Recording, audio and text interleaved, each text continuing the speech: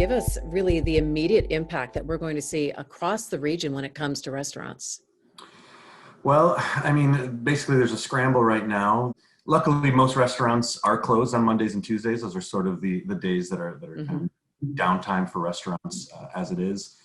So a lot of folks are taking these next few days to figure out what they're going to do the next few weeks. You know, there's a lot of calculus involved in whether or not carryout makes sense for it certainly doesn't make sense for every restaurant.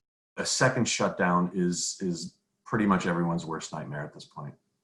And I think looking at the time of year too, when a lot of restaurants look to make up a lot of revenue during the holidays. We heard from the Michigan Restaurant and Lodging Association projecting that 40% of restaurants could close at least temporarily, laying off 250,000 workers. And those are a lot of workers that might be underinsured or not insured at all. Yeah, I mean, that's exactly why this is a nightmare scenario, because, you know, the restaurant industry, even in the best of times, you're operating on pretty thin margins. I mean, if you're clearing 5%, that's usually a decent margin, you know, anything between 5 and 15%. So you have a situation where a lot of these restaurants were down entirely for, you know, most of March, all of April, all of May. It was already a pretty tough spring, and then they had to go, and many have invested tens of thousands, hundreds of thousands of dollars in some cases for, you know, new patio heaters and ways to sort of work these new conditions. But all these things cost money. PPE costs money. New heaters cost money. New patios cost money. New seating costs money. And now you're telling them that they have to shut down at really what is the season where a lot of them actually make it into the black from the red. I mean, it's crucial. The week I talked to Greg Rayner from Cafe Muse the other day, and he said that in the week between Christmas and New Year, he actually makes as much money as he does all of September. You know, so that crucial week to get through January and March and February and March, which are typically slow months anyway. I think that everyone's looking to the federal government for stimulus, because we heard the governor say this week that Michigan's tapped out, that they don't have the ability to give some kind of stimulus to help people out through these next couple of weeks. Mark, let me ask you, are you hearing about any significantly large restaurants that might be just closing their doors altogether? Well, we've seen it all throughout. I mean, you have groups like Hopcat, you know, that went bankrupt, closed their Royal Oak outpost over the summer. They've since been bought out of bankruptcy, but it remains to be seen, what the new owners will do with that space. I mean, I think, frankly, the numbers that the Michigan Restaurant and Lodging Association have been citing say that 2,000 restaurants across Michigan have already closed in 2020.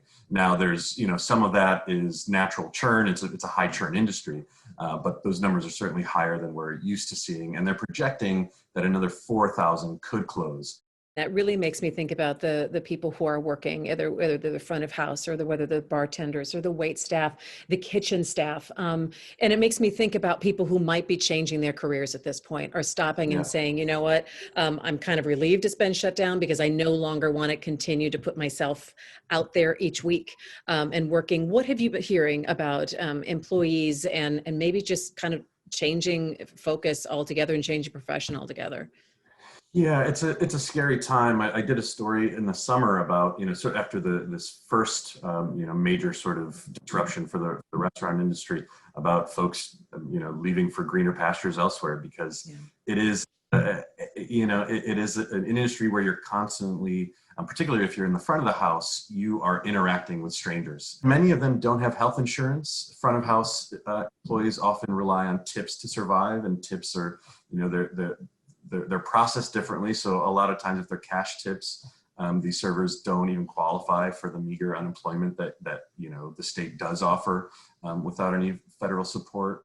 What do you think that we are going to be taking from this COVID restaurant era that will be with us now for years to come, COVID or no COVID? Yeah, I mean, I think there's so many things, I did a story last week about walk-up windows, and, so walk-up windows, drive-throughs, delivery service, carry out, all those things are staying. What I think is getting lost, that I really hope that we can somehow surface again, is just our patience for one another. restaurants and restaurant employees, you know, they don't make these rules, following them to try to stay open, to try to put food on their own tables for their own families, to stay as healthy and safe as possible as they can. And often they have no other choice than to do this type of work.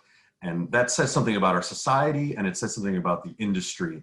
And maybe COVID has finally really kind of revealed those cracks in the industry and our society for how large they are and just how much work needs to be done to fix them. You can find more at onedetroitpbs.org or subscribe to our social media channels and sign up for our One Detroit newsletter.